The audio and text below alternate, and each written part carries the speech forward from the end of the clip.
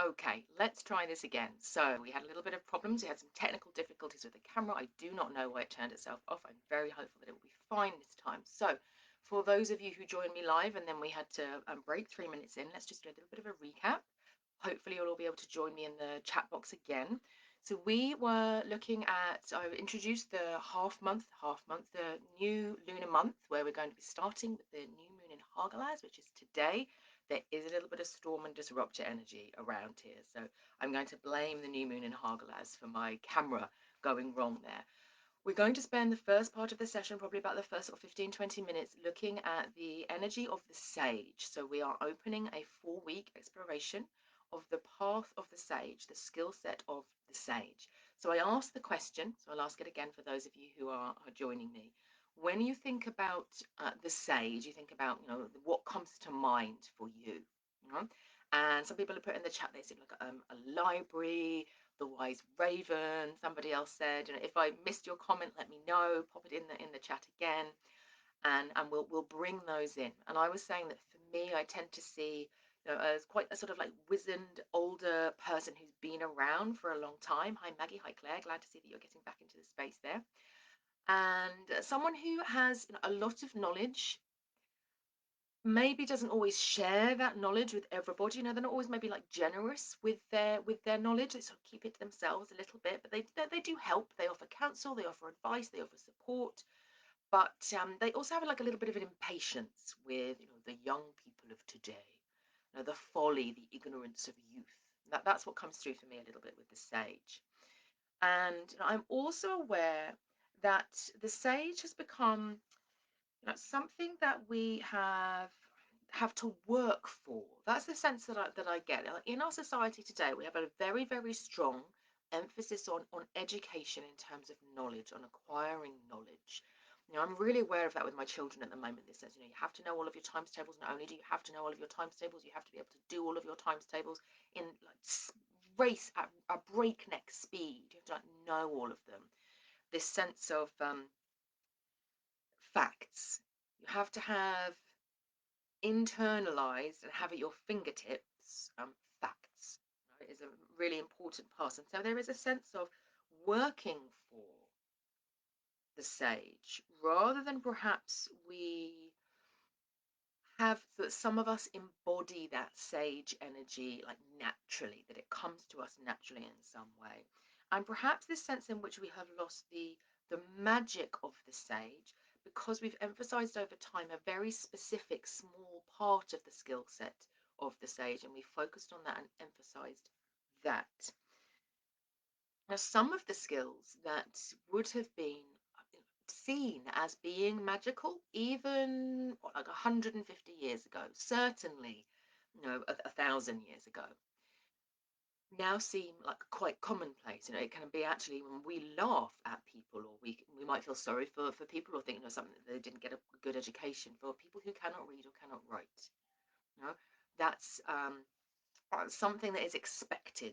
Every child is expected to learn to read and to write and to learn facts. We all are. That is not the case for most of human history. That has not been the case. And I think this is important. The sage does incorporate that learning of our letters, let's say, learning the ability to pass on knowledge, not just through speaking, it's also one of the powers of the sage, but also through writing and through reading. That in itself is a magical transition, a magical skill to somebody who can't read, and who's just looking at weird squiggly symbols and going, how is this person doing this? The ability for us to pass knowledge through time is one of the gifts of the sage. But there are others as well. I'm going to share with you some. So I want you to imagine now, Erica, you've said Baba Yaga and Mother Hulda. Yes, and there is this ancient wisdom that the sage holds that isn't sort of dried up in some way, that's very alive and very potent. So I want you to imagine maybe a herb woman out in the forest who is tasting the plants before they are harvested. And it's not just to sort of identify, we're good at that identification piece, sage, aren't we now? And there's lots of us who we want to reclaim some of those skills of the sage as well. That ability to forage, to recognise plants that we can eat and plants that we can't, and not to just have them sent to us. That we've lost a lot of our sage wisdom because of that. But it's also about being able to say, okay, is this plant at its most potent at this time? Is it ready? So there is a lot of experience that comes from the sage, and this experience isn't just received through the written word or through the verbal word. It is the experience that we have acquired over time.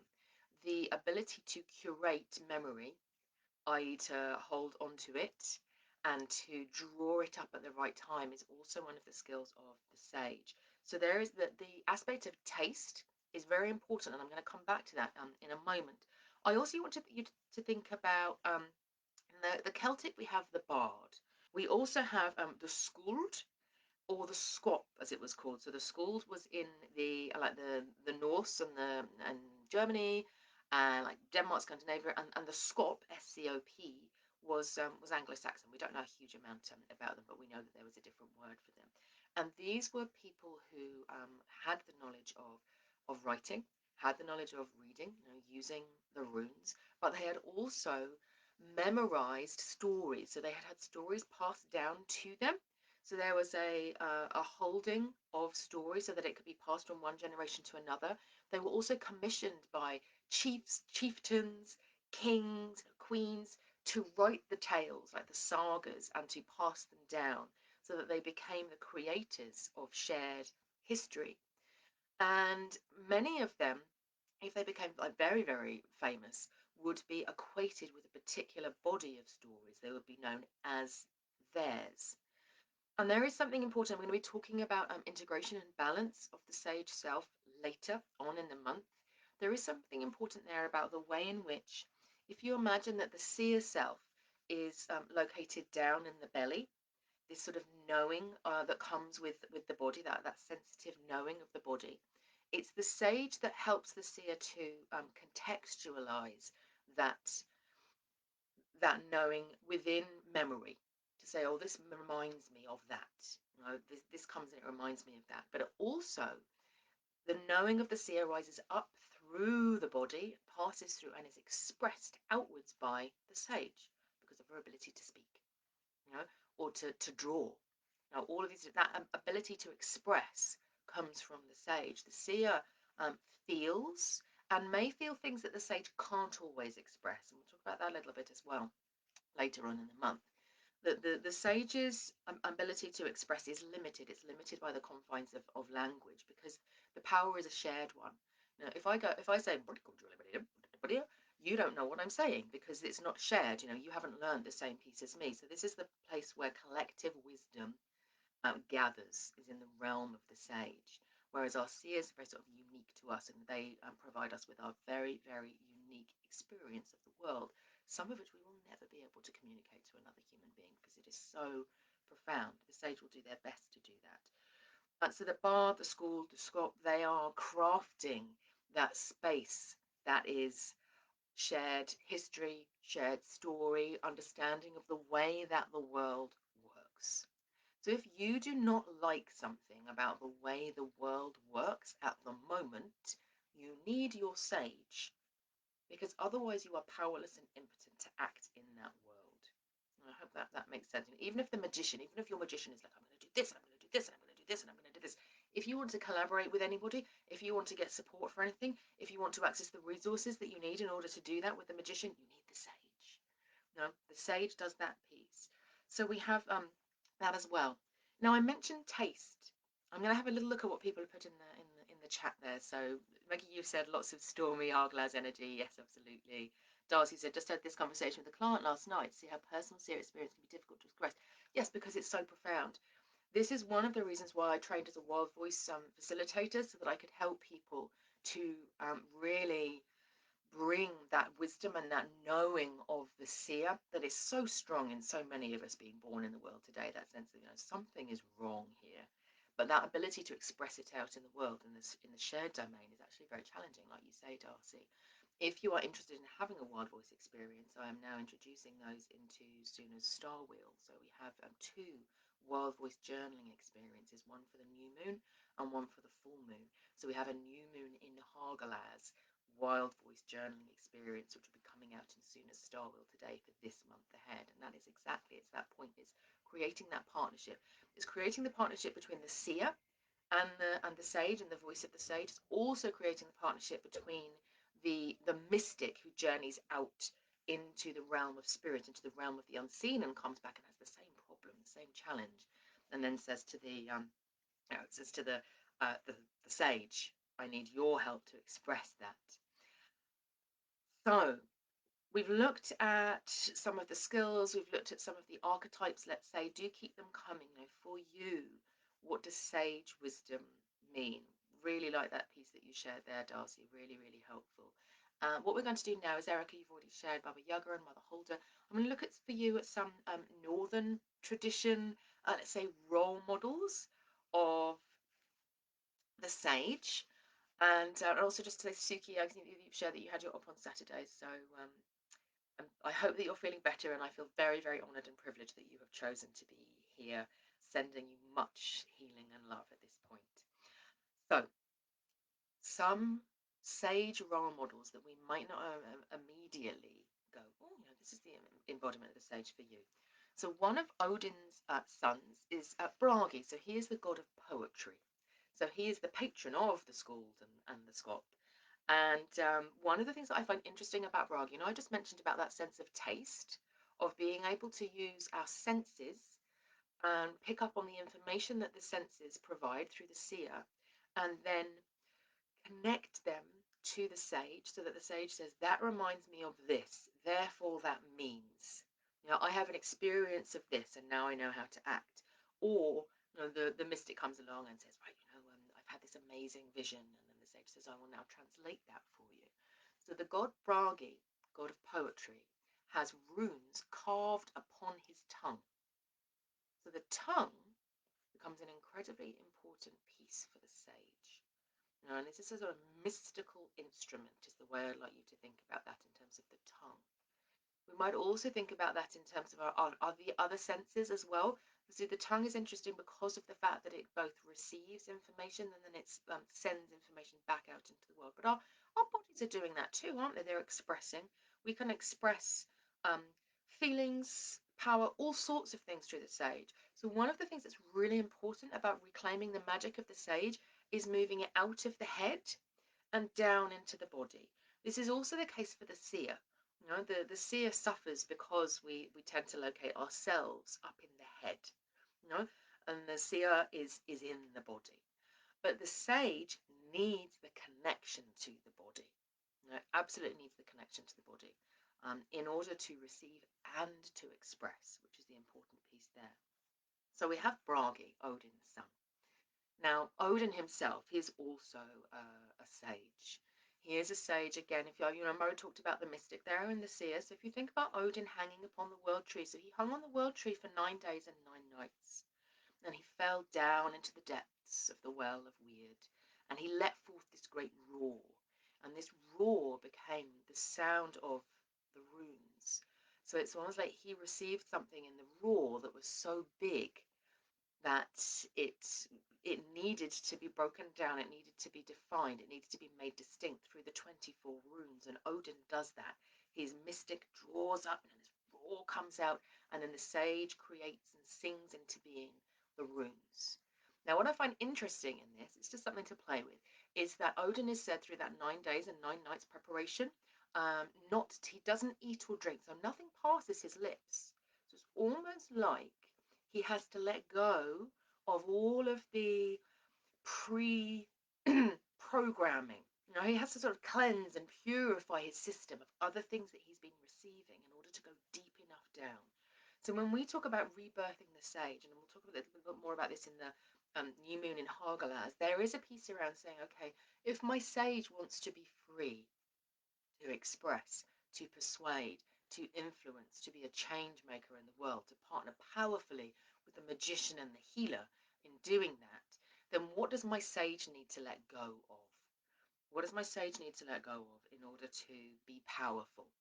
Now, when we're talking about this is why we're going to be looking at the shadow of the sage next week before we look at the power of the sage, because the sage overexpressed, dominant sage, not all sage, not balanced sage.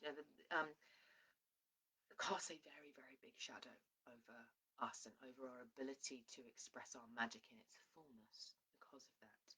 So there is almost like a cleansing process that Odin is talking about, and is also available to us through this new moon in Hagalaz, with the energy of the hail seed coming and destroying the old, sending it away, letting go, releasing, before we have a delicious full moon in Ingus, which is the seed of the new. The destructive seed and then the creative seed are both coming this month. I talked about Odin. Some others that are important. So Odin, every day, he travels from his hall and he goes to see the goddess Saga.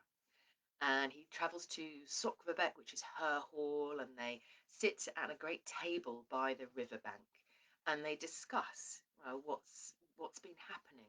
It's like she's like a counselor to him in many ways. And Saga is a goddess. She's known as a seeress. So she is a seer, but she is also a goddess of poetry and history taking. The word saga, the creation of histories, the writing down, the sharing of histories comes from her. So she is a wonderful embodiment of the sage. She's brilliant to work with if you want that patronage, to come through. So Saga is wonderful with that, and you will notice again that when Odin comes to visit Saga, they don't go into her library and sort of start looking at the books and doing all the things. I do think she's got a massive library, by the way. They sit at the table and they drink. And it's said that they drink mead. And I was like, I wonder where that mead comes from. It feels to me as if that taste in itself is part of the magic for them. Maybe they are gathering mead from like the bees that have been like, across all of the different worlds, and they're literally like tasting reality and then bringing their knowledge of that, tasting the world, and then saying, what does this remind me of? And that's just an interesting thing to play with there, that it comes up again and again in this realm of the sage, is the importance of the processes of the body.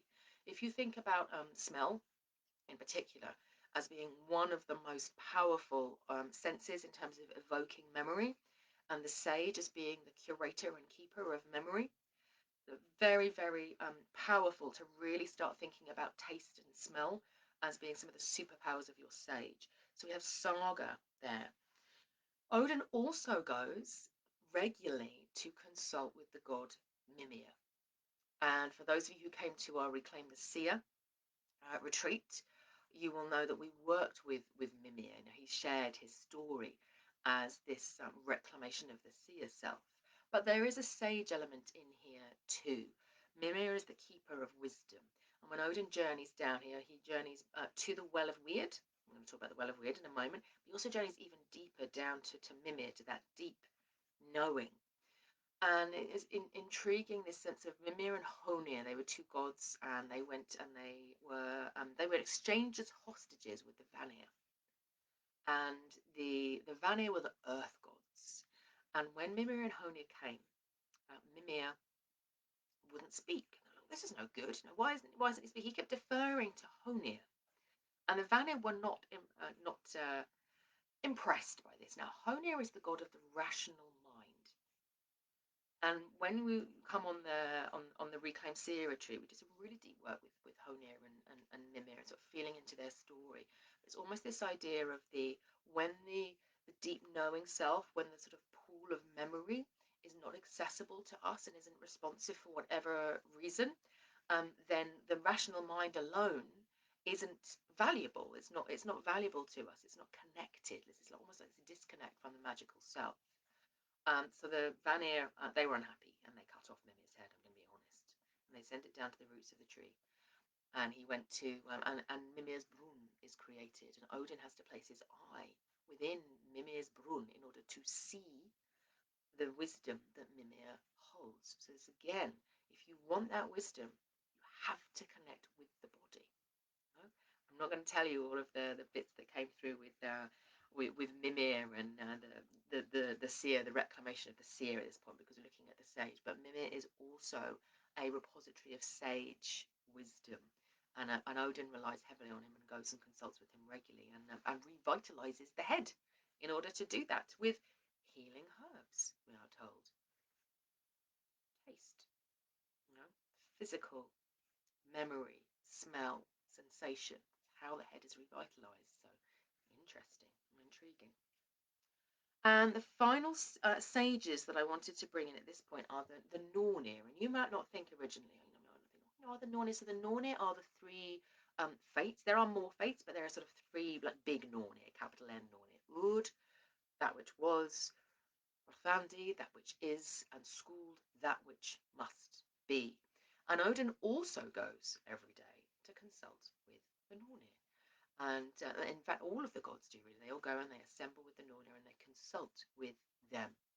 And the Nornir are experts at reading fate, reading the strands of the tapestry of being, how they're weaving together, how the pattern is unfolding, and reading the runes that have been carved within the world tree. Through then the waters of weird flow down the world tree and they channel energy in a particular way. You know, it's all of these sort of karmic. If you know about karma, you can think about it in this way. It's like there are some things that must be, however the weird flows around it, they must be. So the Nornir read fate, and notice they're reading it through like a tapestry. They're reading it through the tree. They're reading it through the waters. So it's very visceral in the way that they do this.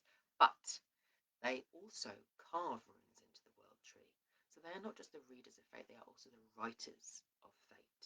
So there is a sage energy that is being expressed through them as well. And I do, when I was doing this work with them, and I was saying, oh, they were like, we want to come and we want to talk to you about the sage. I was like, okay, that's fine, that's great. And when I was doing this, literally, I was seeing Ud, the Norn of the past, going to the waters of weird, and I was like, tasting the waters of weird, and then she would find the white clay, which is at the banks of the waters of weird, and she would take it and she smears it upon the world tree to heal it and to soothe it. But there was also, she was like, yeah, I'm just tasting that clay to make sure that that's the right one. And almost like tasting the bark as well, to sort of say, where is the healing needed, was what she was doing too. Really fascinating, this revelation that she was providing about the sage self. And then for Thandi, who is the weaver at the loom, she was showing me, you know, that point when you thread a needle and you sort of like put the thread into your mouth and then you push it through. She's like, yeah, weaving is a visceral act.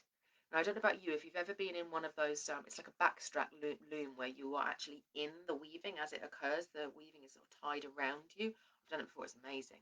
You know, you are part of the weaving, part of the, your body is part of the weaving. And so Andy was talking about this. And then schooled with her knife that cuts. You know, she's saying, I always like to just like run my finger, my thumb along the knife to check that it's sharp enough there, sort of wet it on the stone before I cut the threads and end one particular story and begin a next. So they do embody that sage energy too.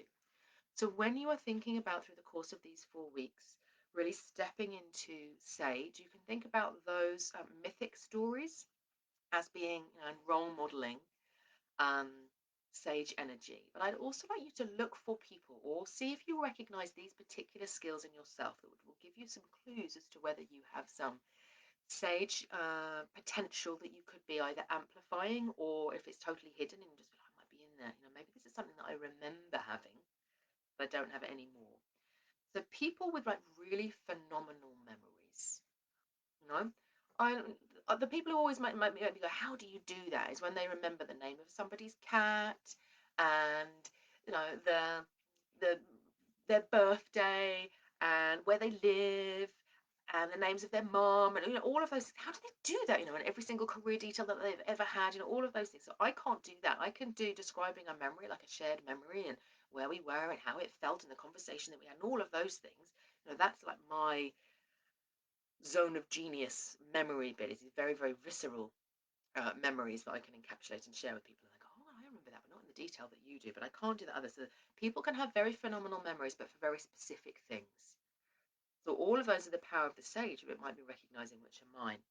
And anybody who is a wordsmith, very eloquent, a persuader, you know, they've got some sage energy coming through there. And there's a little bit of sort of recognizing the magic right now that we're doing. We're greeting the magic through the course of this week. Oh, that's where that is. People who ask tricky questions. Absolutely in the sage energy. You know, you think we've got it all sussed, it's all fine, and then somebody comes along and they say, well, have you thought about that? How's this going to work? They can be really annoying, can't they? And that is a very powerful sage energy, because if we ignore the sage and we don't do it, then we get further along and we realize, oh, that thing that person asked, we should have paid attention to that, and now this isn't going to work. Really annoying, isn't it? You know. Um, this is why I think sometimes we can get. We'll talk about the shadow of the sage a bit more next time. We can get a little bit impatient with sage energy, because those of us who are like mystics traveling out and going, everything will be fine and wonderful, it will be great, we can be pulled down a little bit, like down to earth by the sage. Sage energy is very earthy. You know, comes out and expresses, and it's in that realm of the sky, but it's rooted always in the earth, you know, in that reality, which is where the taste comes in, and where the carving comes in, and where the weaving comes in. And people who give very thoughtful answers. You know, so you can have sage energy. Sometimes we think about sage energy and we think, oh, this is someone who like is able to answer immediately and they're totally on the ball. And I'm not saying that there's not a place for that. There is a place for that. But sage energy is is slower often, because it's feeling into what's there. When there are sages who can go very fast because they've got a good seer, and they're able to go, right, that's the bit over there. But that's not sage energy in its entirety. No, the sage, when they're standing in their power fully, they will take their time and they'll say, I'm not going to. You want me to give you the most powerful, helpful answer to the question that you've just asked. And if you want that, you're going to need to give me some time, because I'm going to go away and I might research what I'm looking for, or I might bring together like different parts here, and then I'm going to come back with a much more helpful and useful answer. So sages will take their time. They will not be rushed. You know, they will not be pushed into giving a response earlier than they are ready to. Okay. So let's have a look. So people are saying, so Erica, you've said Mimir and Saga also. Absolutely. Yes. So I'm glad we are on the same page there. And the Nornier, you've got those two. There will be others. So if you have anyone who you got, this person like really embodies sage energy for me, let me know. And people that you've seen out there in the world. You know, I was thinking about this in terms of people in the healing sphere, the spiritual sphere, and I was thinking, for me, people like Deepak Chopra, he's got a lot of sage energy there. Very thoughtful, very grounded in scientific research, as well as in the bodies of spiritual law that he's really felt into and felt right into the heart of them. No, it's and he's got that sort of patient energy about him as well. But let me know what you think. It was just for me. I was like, yeah, he seems to me to be a modern day sage who exemplifies the sage energy when all the other parts are balanced as well, because there is a lot of healer in there, and there is a lot of magician and seer and mystic in there too. But I was like, yeah, but I can feel the real power and the presence of the sage there. So we are now going to move on to looking at our planetary movements for the coming month. You know? So just a move energy a little bit like that. And we'll be looking at this with the lens of the sage all the way through the course. But we're going to be feeling into our planetary movements. Darcy is saying, you just described my husband, slow and thoughtful in answering, feeling and researching. He teaches me patience. Sage is a patient. Sage is a patient. Sage is a disciplined. You know? And I think we should value them, shouldn't we? You know, we should value them and recognize, this is a magical skill set. Not everybody has it. Magical skill set that we are reclaiming in this moment. So let's look at our planetary movements. So I'm going to do these reasonably briefly. If you want to know more about the planetary movements, then you can join Suna's Star Wheel. As I said, the meditation, the new moon meditation, is going to go out today alongside all of the planetary movements, and I do a video about all of the planetary movements for the coming month and what you can expect. So you can look at that. But we've got a lot of planetary movements this week to cover. So we're going to do our best to go through them without taking up a huge amount of time for our session before we then move into our sacred play bit, when I'm going to be inviting you to share your runes, and I'm going to talk about the 6 power runes, spirit guide runes that have come forward for us to work with this week. So through the course of this week, obviously we have our new moon in Hagalaz. So this is the seed or that comes down and also has to smash up the old in order to make space for itself, is the way you might think about it. If you have a brilliant dream ready to birth in the coming year, how are you making room for it? The new moon in Hagalaz energy says, how are you making room? How are you being the storm? How are you saying, right, this has got to go, this has got to be cleared? There's a little bit of ruthlessness about it. It can also be in a more gentle way. It can simply be, it's not that I need to get rid of that, or I feel bad about it, or it's negative anyway. It's simply done. There's a completion of cycles that's happening at this new moon, so that when we get to the full moon in Ingus, we're ready to plant those new seeds for the new year deep. And this is an important piece because this is a little bit like a tiny microcosm in this month of the energy of the dying and rebirthing years, which is really taking place for me. They take place between Samhain and almost like the spring equinox in many ways. Most of it's set by Imbolc, but it's still going. It's this arc between Samhain and the spring equinox of the old year being released, shedding its leaves, and the new year waiting for its leaves, its buds, its flowers to bloom.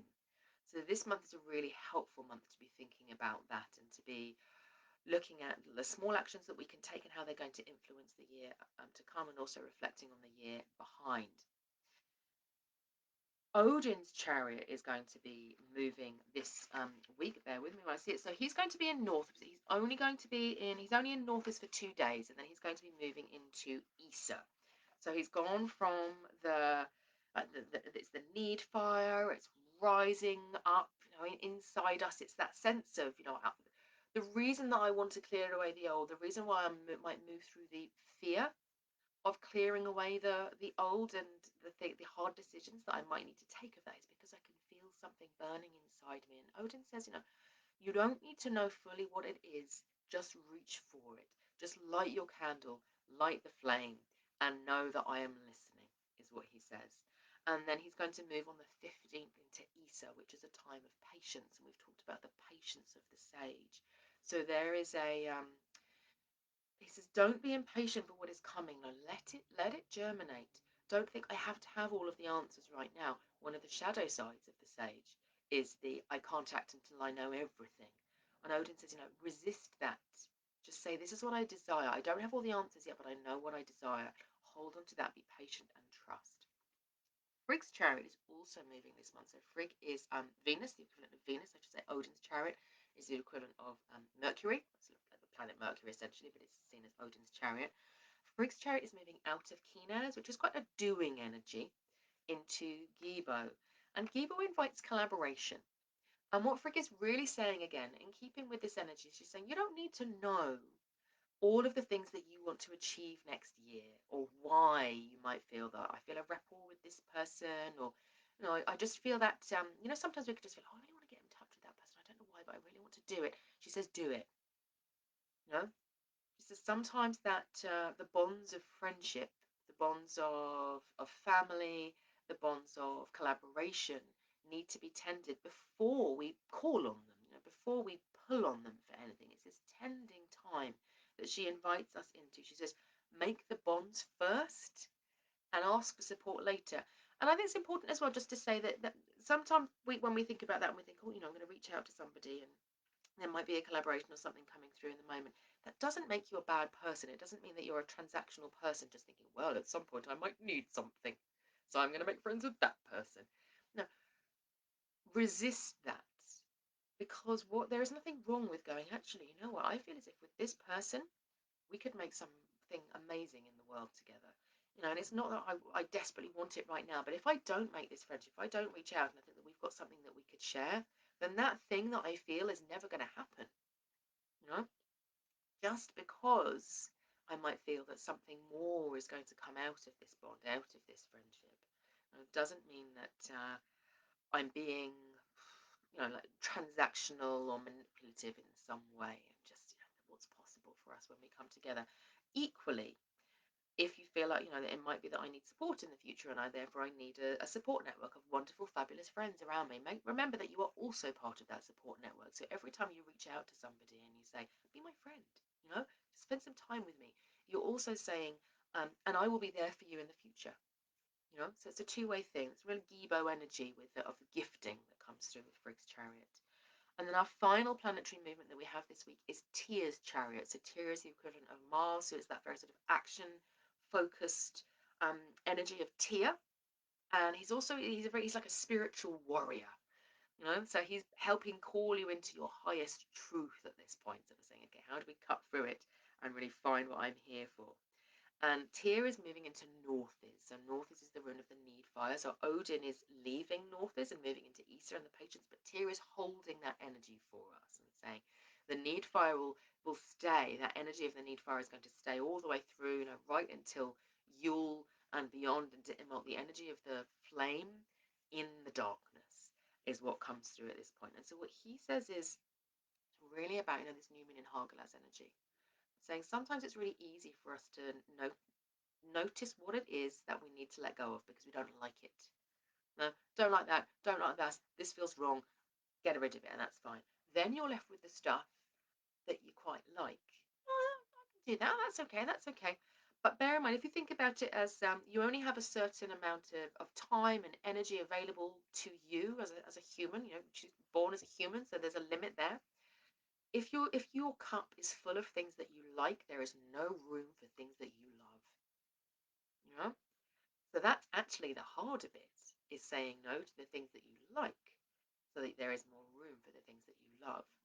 And that's what Tears Chariot invites you into.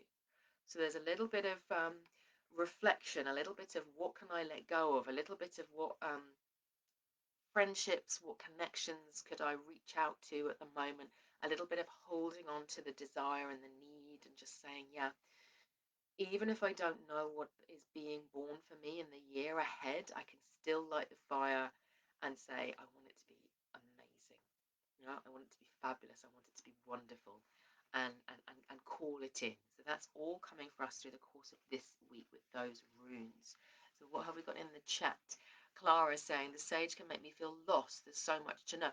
Yes, and this is why we're going to be looking at the shadow of the sage next week, Clara. So make sure that you're there for that, because you're absolutely right. And Suki's saying, think my sage has plenty of raised eyes exercises. I talk, jump, do, and then go back to the sage. And he says, well, how did that work out for you? Yes. So the sage will review. The sage will say, right, the sage loves collecting data. Look at the data, work it all out. Before we take the next steps, logical, orderly, those things can come into the sage as well. Sounds like you've got a good sort of magician-sage combo going on there, Suki, for you. Okay, so what we're going to do is I have 6 runes that have come forward to say we would like to offer our wisdom, our guidance to the community this week. And if you would like to share the runes that are working with you, sometimes a little bit of extra comes through. Sometimes they're the same as the runes that I've got, but if they're not, don't worry. For some of you, it might be that a little bit of a mini reading comes through for your runes. It won't be for everybody. It's just what we can achieve in the course of this session. Right, so please do let me know what runes you're working with. So Suki, you've got Iwaz. So Iwaz is going to come up later in the month. Yeah, nothing coming forward there for you, Suki, at the moment, other than to say lean on the support of your staff. Now, with that, Sue, you've got Suello. Suello is also coming later, so we will have Suello coming up when we're looking at I can't remember which session it's coming in, but it wanted to be in a very specific session, as did Ansu's, interestingly, when we're looking at the powers of the sage. Ansu's going to come through that you have got there, Darcy.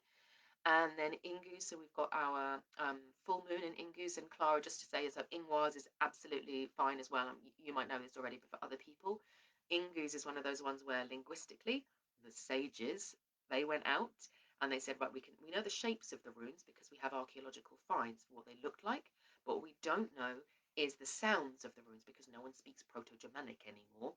And so they traced back through English, through German, through Danish, through Swedish, through Norwegian, through Icelandic, to find out what the names of each of the runes would be during that tracing back. And with Ingus, they couldn't settle on a definitive whether it was Ingus or Ingwaz.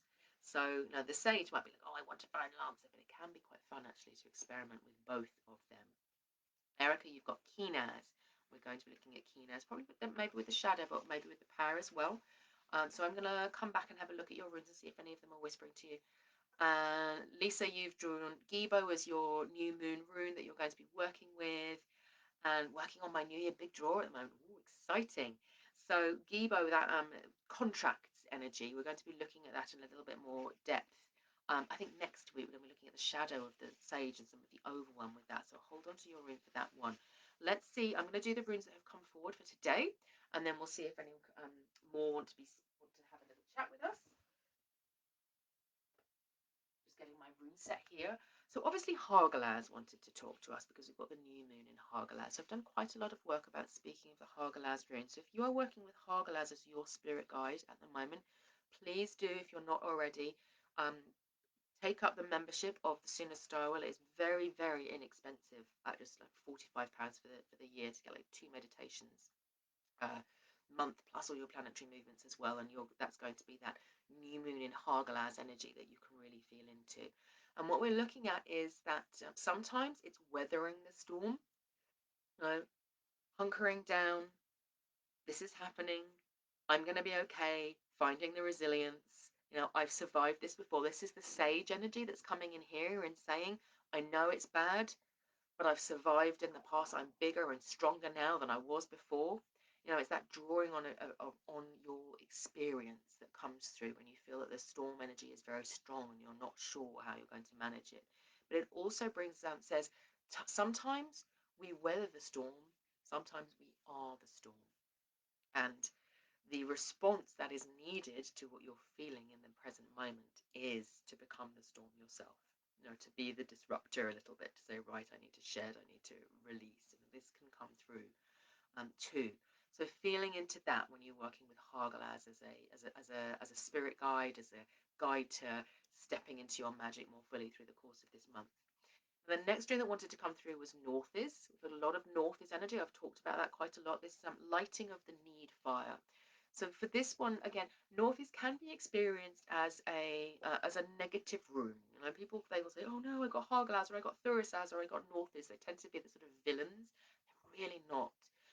But what they do offer is they tend to offer it as our first experience of them, their darker, more challenging side. And we move through that into the delicious, fabulous, powerful energy underneath, whereas some of the other runes offer that like positive, powerful, oh, I feel wonderful experience, and then they offer the teaching and learning. So that's the thing to remember with these runes. So the Northis rune, imagine somebody who has experienced, let's call it like the dark night of the soul. Perhaps the Hagalaz storm energy has come through and they've just gone, wow, everything that I thought is no longer true. A lot of people in their teenage years experience a very challenging Northist period of time because the hormones are raging inside the body, and they're almost like designed to say everything that you liked about your life before made you feel safe and secure. Now you're rebelling against it. I don't know why that's happening. Why is it happening? Why is it happening? But it is. You feel uncomfortable in your skin. You want to be anything apart from what your family has told you how to be. All of those things can bring about this dark night of the soul.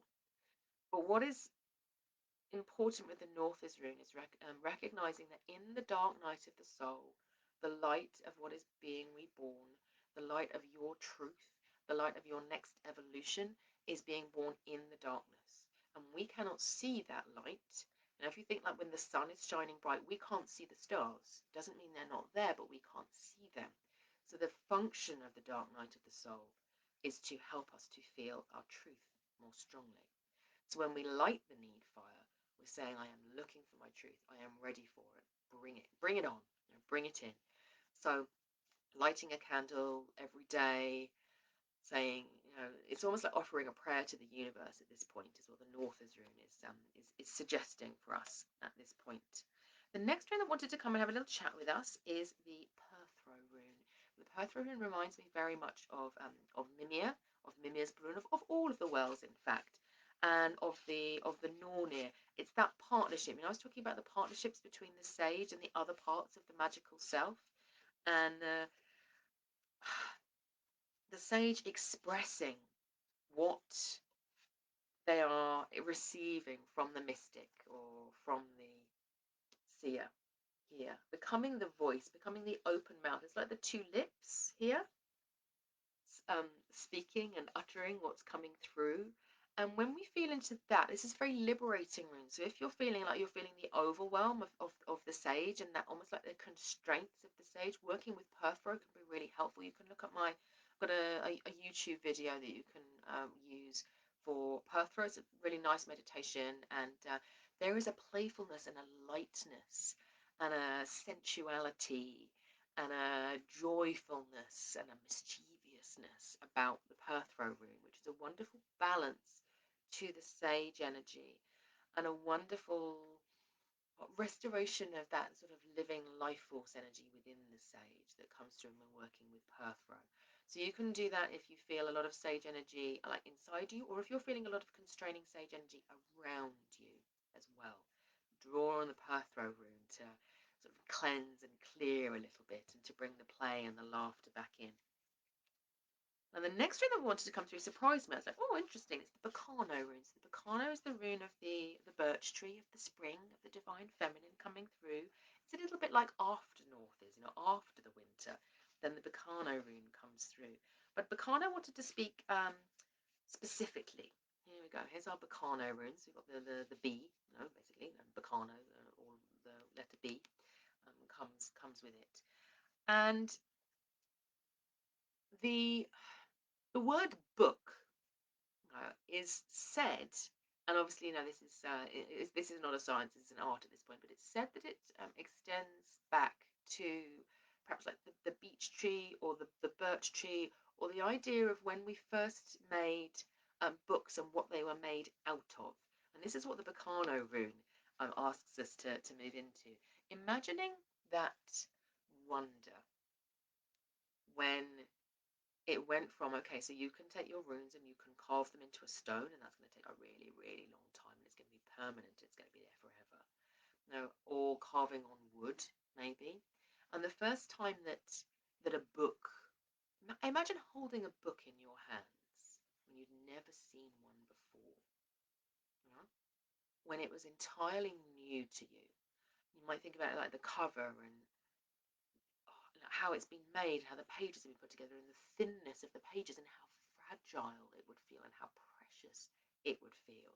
Now, nowadays with books, we've got them everywhere, haven't we? We've got them; they're all over the place, and a lot of us, we've not read all of them, and we might like buy the books, and then we've got them on our shelves, and we think that we have the knowledge and those sorts of, those things. So I kind of actually wanted to invite you into a renewed relationship with your books.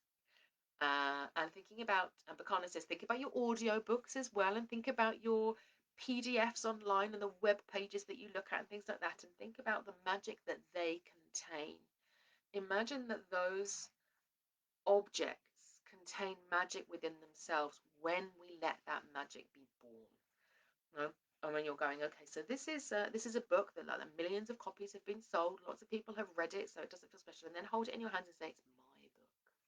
This is my book, and it is full of magic that I am going to receive. I'm going to receive it down inside me, and then I'm going to express it back out. So it's that finding the sense of wonder in books again is what the Bacano rune wants for us. 2 more runes to go.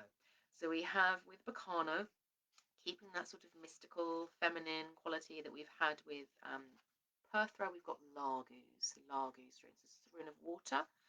And it was Saga who wanted to speak through the water rune. So Saga, she's a poetess, she's a historian, but she's also a seeress. And Sokvabek, her hall, means sunken bank. And it's this idea of the water, of being by the water and of receiving knowledge from the water. Odin is also very associated with water. When we do Ansus, and perhaps this is relevant to you, Darcy, when we do Ansus, we can often think about the Ansus rune as being a rune of air, because we think of Odin and he can be associated with Mercury or Hermes, sort of make these connections with, he's a god of communication. That must be the air. And obviously the planet, there's an association there as well. But Odin does have that airy quality about him. But one of the meanings of Ansus is os, which means estuary. These fertile waters, these places that where the fresh water joins the salt water, where there's lots of life there, and people would settle there because that was where you could get the best food and all of those sorts of things. And so Largus is, again, offering that space of rebirthing and renewing your relationship with your sage self, connecting with the magic. So I like to do, when I have my shower in the mornings, I chant Largus, and I feel that power rising up through me. And for you, I always suggest there's a little bit of mini reclamation you can do. And yes, there is a retreat for reclaiming the sage coming up on put the 5th of November in your 5th of December, apologies, in your diary, if that's something that you think, yes, I want to come and really reclaim that power for myself.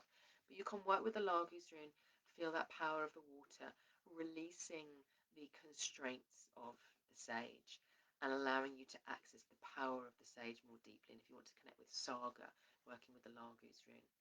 And the final rune that wanted to come through for us today was Dargaz. So Dargaz is the rune of the day. It's the rune of the gateway. It's the rune of rebirthing. It's the rune of transformation. It's the rune of sudden knowing. It's the rune of clarity. All of these things come through with the Dargaz rune. There we go. Dargaz, Dargaz, Dargaz. Here we go. So here's the Dargaz rune here. Now, the Dargaz rune wanted to bring out, it's literally, I did a little exercise with people. Some of you will know, we do an exercise with the Dargaz spectacles where we make our glasses into a Dargaz rune. Do not do it if you don't know what it is, because it's quite a powerful exercise for invoking the seer. But as I was looking, I was reminded that one of the spirit guides that I work with when we, on a Drazel's Path, my shamanic program, is a librarian. And he has some very, very beautiful glasses. And to him, these are incredibly precious. So again, this is where Bacano rune is bringing us that relationship with books. Dargaz wants us to look with new eyes at the technology, from our glasses to a pencil to a pen to our computer to whatever it is, as being tools that support the sage. You know, tools that support the sage in sharing information, in in receiving the world, you know, and the knowledge that was taken to create these things. So this is just as looking at books as being precious. Dargaz is saying, you know, let's just remove our jadedness or our sense of knowing. You know, I know that so well I don't look at it anymore, and recognize that the sage doesn't, you know, the living sage energy doesn't do that. It doesn't just go, oh well, I know all of that, so that's fine, and there's no wonder in it again.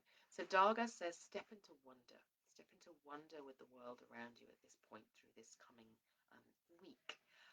Anybody else? I think maybe Sue, for you with that Suella rune, there is the light that comes through from the Dargaz rune. I just feel it's almost like the receiving of the light of the sun for you there, that opening to the light of the sun and feeling it coming into the heart in particular. It'd be quite healing for you. Erica with the Kinaz rune, perhaps a little bit of a nuancing of the Dargaz rune there, and a celebrating of everything in your sage self that is embodied within the Kinaz rune. That's why I'm doing the Kinaz rune later, because it's got a very important rune for the sage. So you know a lot about the Kinaz lore anyway. So I might be working with the Kinaz rune to really sort of embrace that energy of the sage that you all know fully well how to do. But the Kinaz is offering that to you. Suki, we've talked about the Iwas rune already, haven't we? Sue, you're saying that Dargaz is your Suna's birth rune. I love that. And I think there is something there for those of you who have the Dargaz rune in your birth runes. That act of stepping back into wonder is very, very powerful for you in accessing the innate skills and talents and magic that is you with the Dargaz rune. So yeah, there are certain runes that help us and support us in accessing different parts of the magical self that I'm talking about in terms of the 5 pathways, but there are also runes that are in the birth runes that are sort of deeper, like let's say like more bespoke, more part of your unique energy signature. This is for those of you who work with me on Birth Rune Soul Journey, it's almost claiming your magic on an even deeper level, moving underneath archetypal um, modes of understanding our magic into very nuanced, subtle, what's written inside me energies. So yes, working with your birth runes is a very, very powerful form of claiming your magic in a different way. So I am very much looking forward to working with you through the rest of this Sage month. Date for your diary: 5th of December for the Sage Reclaim Your Magic, the Sage Retreat.